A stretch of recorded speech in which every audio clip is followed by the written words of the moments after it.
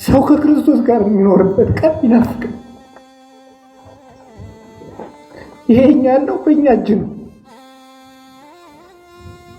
ቤተክርስቲያን መከራ ውስጥ ናት። በገንዘብ ሰው ይታረዳል፣ በገንዘብ ካህን ይሸጣል።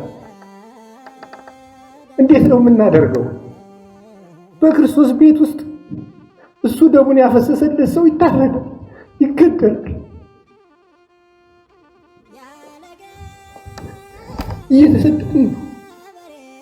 እኛ እኮ ከቤተ ክርስቲያን ውስጥ የቆምን ይመስለናል እንጂ ስደተኞች ነን። እና አባቶች ልናስብ ይገባል። ሁሉ እንደሆነ ያልፋል።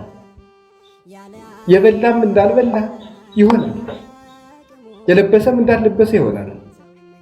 ነገ ክርስቶስ ሁሉንም እንደ ስጦ ያሰጠዋል። ቤተ ክርስቲያን ውስጥ ሰላም ያስፈልጋል። እኔም ብለው ይሄንን ክርስቶስ ለቤተ ክርስቲያን ይዞላት የመጣ ነገር የይቅርታ ደም ነው። ዓለም የሚቀድስ ደም ነው ይዞ የመጣ። ካህን እጆቹ ይቅርታን ያፈሳል፣ ይቅርታን ያንጠበጥባል።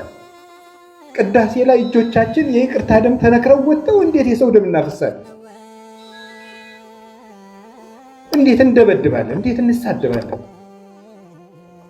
እና አሁን ተመልሰን ይሄን ማሰብ አለብን። እውነቴን ነው። እዚህ ያለነው ካህናት እንኳን ሄደን መታረቅ አለብን። ካልሆነ ግን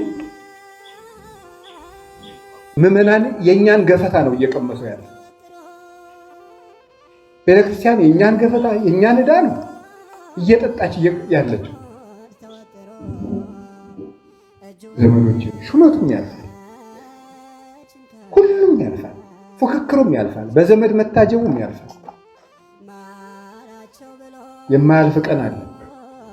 ክርስቶስ አክብሮና ከዚህ በላይ ምን ያርግልን? የእሱ አገልጋዮች